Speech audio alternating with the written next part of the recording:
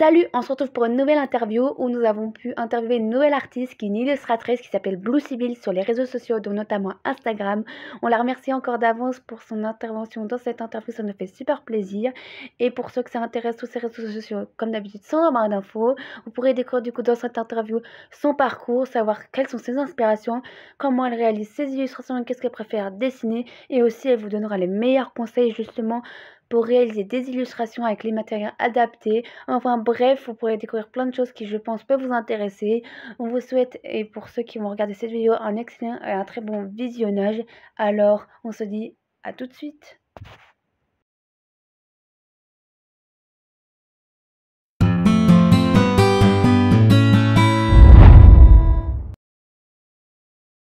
Peux-tu te décrire pour ceux qui ne te connaissent pas? Bonjour, je m'appelle Anaïs, je suis illustratrice freelance sous le nom de Blue Sibyl depuis environ 2 ans. Je dessine beaucoup en traditionnel, notamment dans des carnets de croquis et également en numérique. Comment ces passions artistiques sont-elles venues? Les as-tu toujours eues? Comment sont venues mes passions artistiques? Je les ai toujours eues. Je dessine depuis toute petite, comme beaucoup d'enfants. Et je me suis jamais trop arrêtée, donc j'ai continué à l'école, au collège, au lycée. J'ai fait une pause pendant mes études et le début de ma vie active. J'avais moins le temps et au bout d'un moment ça m'a trop manqué, donc j'ai repris et j'ai repris à fond.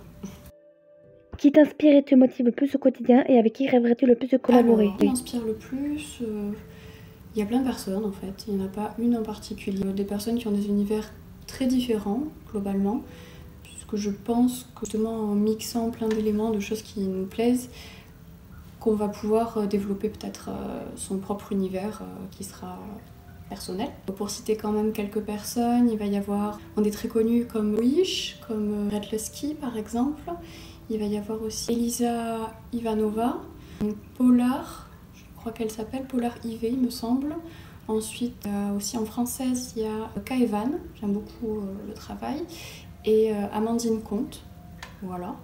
Après, si on va chercher dans du plus classique, on peut dire Monet, j'aime beaucoup Monet, voilà.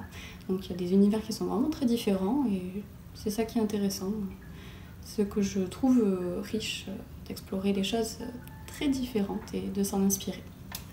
Ensuite, avec qui j'aimerais collaborer, personne en particulier non plus, donc ce serait à la fois personne et tout le monde, dans le sens où à partir du moment où quelqu'un a peut-être un style ou un univers très différent du nôtre, je pense que ça peut être hyper intéressant et hyper enrichissant en fait d'essayer des choses, de travailler à deux et de découvrir les méthodes de travail des autres, la manière de procéder, ce qui les inspire, voilà.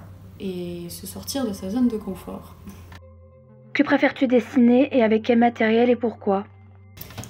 Ce que je préfère dessiner, avec quel matériel et pourquoi? Alors, il y a deux choses radicalement différentes. La première, ça va être les paysages, l'architecture, les villes, mon environnement. Donc j'ai souvent un carnet de croquis avec moi, qui fait office de carnet de voyage en quelque sorte, où je vais faire des croquis rapides dans des cafés ou en extérieur. Une fois que je suis tranquille chez moi, je vais faire des dessins un petit peu plus travaillés, notamment à l'aquarelle.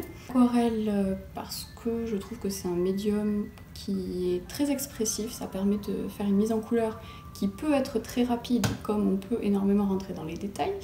Mais voilà, il y a une part d'imprévisible dans l'aquarelle qui fait que on ne peut pas tout contrôler et on va avoir des fois des bonnes surprises, ou pas d'ailleurs. J'aime beaucoup l'aquarelle pour la mise en couleur et le côté expressif et libre de cette peinture. Donc les paysages, mais la première chose que j'ai toujours aimé dessiner, ce sont les portraits.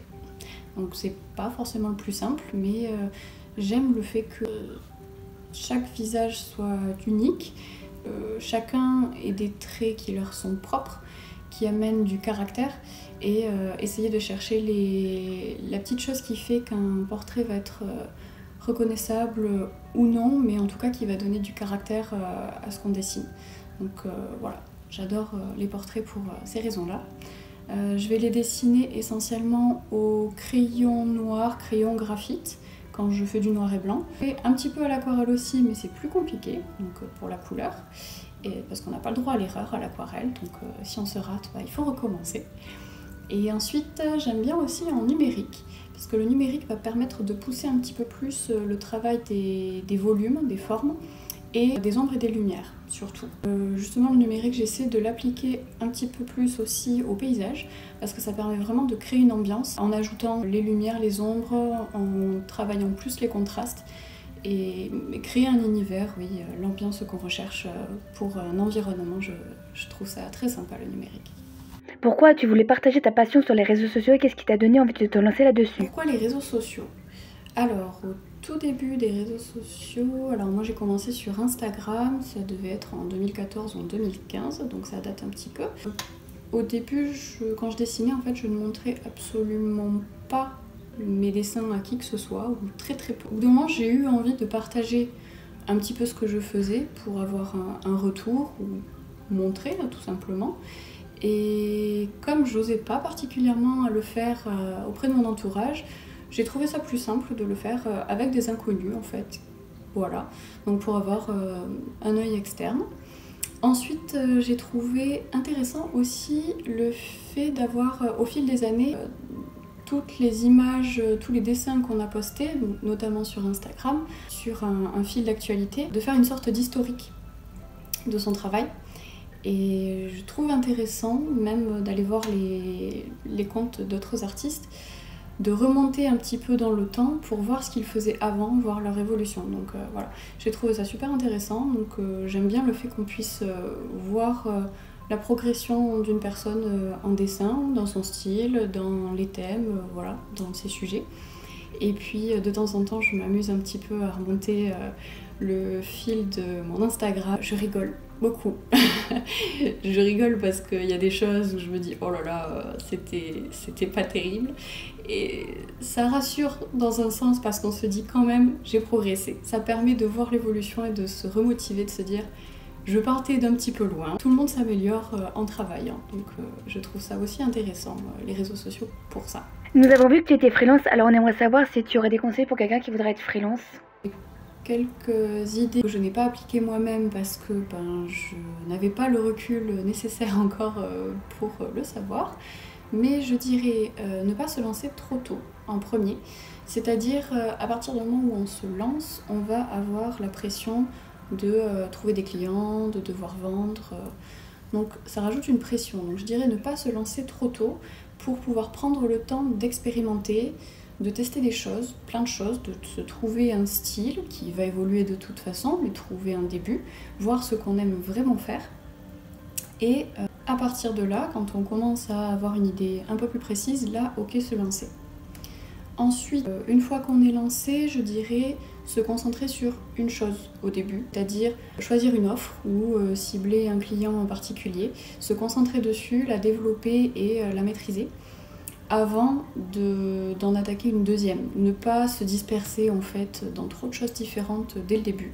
Donc vraiment commencer petit pour continuer progressivement. Voilà, ça c'est pour la deuxième. La troisième, je dirais prendre du recul.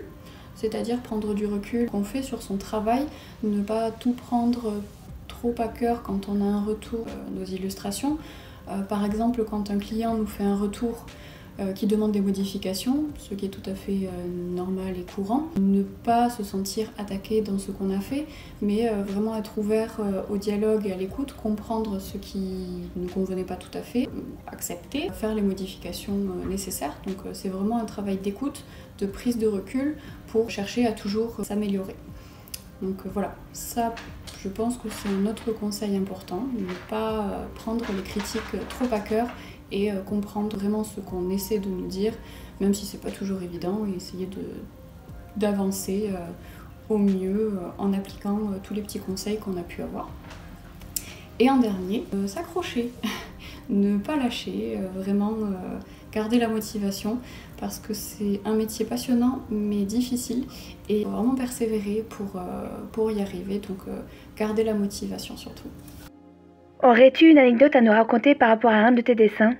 Alors, pas sur un dessin en particulier, mais sur un dessin en général. Quand je fais du dessin de ville, d'architecture, souvent je choisis un angle de vue un peu particulier parce que ça me semble plus intéressant, avec une perspective, avec des bâtiments potentiellement un petit peu complexes, un petit peu chargés. Et donc quand je fais le croquis, tout va bien, c'est la partie le plus, le croquis, donc qui est la plus simple pour moi, ou en tout cas je me laisse le plus aller. Et vient le moment où line, donc quand je fais de l'aquarelle, je fais un line au feutre. Et quand je fais le line, il faut être précis, il faut rajouter tous les petits détails, et c'est là qu'on voit la cohérence du croquis ou pas. Et donc c'est en général là où je galère le plus et où je me demande à chaque fois mais pourquoi tu choisis des angles de vue aussi complexes, pourquoi tu choisis des immeubles avec une architecture aussi chargée. Voilà, à chaque fois je me pose la question quand je fais le line, puis ensuite je passe à la couleur et puis là tout va mieux. La couleur c'est fluide. Et la fois d'après, quand je recommence un autre dessin, je vais à nouveau choisir un angle de vue complexe, une architecture chargée, parce que c'est ce que je préfère. Mais voilà, je me dis que je pourrais simplifier pour moins galérer à la partie line, mais non, je préfère continuer de galérer sur chaque nouveau dessin. Aurais-tu des conseils pour quelqu'un qui ne sait pas quel matériau utiliser pour ses dessins? Conseil pour quelqu'un qui ne sait pas quel matériel utiliser. Très simple, je dirais tout essayer. Dans la mesure du possible, en tout cas, essayer le maximum de choses. Puisque c'est en essayant qu'on va voir ce qui nous plaît le plus, ce avec quoi on est le plus à l'aise, c'est en faisant des essais, des tests, en mélangeant les outils, qu'on va trouver des choses intéressantes qui nous plaisent, d'autres un peu moins, et qu'on va pouvoir progresser comme ça. Ensuite, un autre conseil, je dirais, au début en tout cas, pour moi, ne pas prendre du matériel trop cher, parce que je sais que pour ma part, ça peut être bloquant quand on veut faire des essais sans attente particulière de résultats, voilà. Faire des choses qui ne vont pas être esthétiques à la fin, c'est pas grave, mais je préfère faire mes tests avec du matériel pas cher, qui va me permettre vraiment d'essayer sans complexe. Voilà, donc ce seraient mes conseils. Essayez tout pour voir ce qui nous plaît, et au début en tout cas de basse qualité, voilà. Premier prix, c'est très bien pour essayer au début. Le style de tes dessins en 3 mots? Mon style de dessin en 3 mots. Je sais pas si j'ai un style de dessin très marqué, mais je dirais plutôt coloré, pastel, ouais, et puis peut-être assez rêveur, ouais, un style assez rêveur et coloré, mais couleurs plutôt douces, voilà, assez désaturées. As-tu des projets pour tes réseaux sociaux, dans tes passions? Si oui, lesquels? Est-ce que j'ai des projets? Alors oui, j'en ai plein. Dans les projets immédiats, j'ai une série de villes commencée à l'aquarelle, à 2 mois à peu près. Donc j'aimerais bien continuer cette série, rajouter des nouvelles villes. C'était des villes d'Europe que j'avais fait essentiellement. Ensuite, j'aimerais bien également reproposer une offre que j'avais déjà, qui était des portraits personnalisés pour les particuliers, donc d'après photo. Ça, je le proposais il y a 1 an et demi à peu près. Et comme j'ai déménagé, les modalités d'envoi postaux ont changé, comme c'était du dessin traditionnel, donc je devais l'envoyer par courrier. Donc il faut que je me renseigne pour voir si je peux remettre en place cette offre, si c'est faisable ou si c'est plus compliqué à voir. Donc ça, c'est vraiment les projets que j'aimerais faire sur du court terme. Et ensuite, en projet un petit peu plus fou, on va dire, j'aimerais bien faire une boutique en ligne à terme. Ça serait un objectif que j'aurais, oui. Donc il y a toujours la même question là, des fournisseurs et des envois à voir, à réfléchir, voir si c'est envisageable. Et un autre projet qui n'a rien à voir avec les autres, mais qui m'intéresserait vraiment beaucoup, c'est du jeu mobile. Donc j'avais déjà fait il y a 1 an à peu près un projet personnel pour toute la direction artistique d'un jeu mobile, d'un petit jeu pour enfants, là c'était, et bon, qui n'a pas été développé pour l'instant, peut-être qu'il le sera à terme, mais c'est vrai que le jeu mobile c'est un domaine qui m'intéresse beaucoup et que j'aimerais bien pouvoir explorer un jour si possible. Aurais-tu quelque chose d'artistique à nous recommander d'aller voir? Déjà, tous les artistes que j'ai cités dans ma partie inspiration, ils ont des comptes Instagram, donc vous pouvez aller voir ce qu'ils font déjà. Ensuite, sur YouTube, j'aime beaucoup Ectomorph qui fait des vlogs artistiques et qui partage ses réflexions sur son travail en tant qu'illustratrice freelance. Donc je trouve ces réflexions intéressantes à écouter. Ensuite, il y a School, donc Digital Painting School, qui est sur YouTube également, qui propose beaucoup d'interviews d'artistes. Ce sont des longues interviews de 2 heures à peu près, mais qui sont vraiment super intéressants. Donc ça, j'aime beaucoup. Ensuite, pour ce qui est de la musique, je vais vous épargner mes goûts musicaux. Enfin, qu'est-ce qu'on a en série? Alors, je regarde pas beaucoup de séries ou de films, mais j'avais bien aimé la série saison. Alors c'est un animé, c'est Psycho Pass, j'avais bien aimé, l'histoire derrière était intéressante. Et ensuite je lis beaucoup de webtoons, notamment un que je recommande beaucoup, c'est Unordinary. Alors Unordinary, le scénario est vraiment hyper bien ficelé. Petit trigger warning quand même, ça traite de sujets sensibles comme le harcèlement scolaire, donc ça conviendra peut-être pas à tout le monde, mais l'histoire est vraiment très bien faite. J'avais vraiment beaucoup aimé. Et ensuite, en jeu vidéo, j'ai beaucoup aimé le meilleur jeu, Outer Wild. Si vous connaissez pas, jouez-y, vraiment. Et deuxième jeu, Gris. Le jeu Gris avec une DA, une direction artistique qui est particulière, qui est en partie à l'aquarelle, qui est vraiment très intéressante. C'est un jeu qui est très poétique, qui est très joli. Voilà, ce que j'ai beaucoup aimé. Voilà, c'est la fin de cette interview. Merci de m'avoir écouté et merci beaucoup à Blablar de m'avoir proposé de réaliser cette interview avec elle. Vous pouvez me retrouver sur Instagram si vous le voulez, sur le compte Blue Sibyl. Et puis à bientôt. Bon, sur cette interview est terminée. On espère qu'elle vous aura plu. N'hésitez pas à nous le faire savoir et n'hésitez pas surtout à nous dire quel prochain artiste vous voudrez qu'on interviewe. On se dit à la prochaine pour de futures interviews et vidéos artistiques.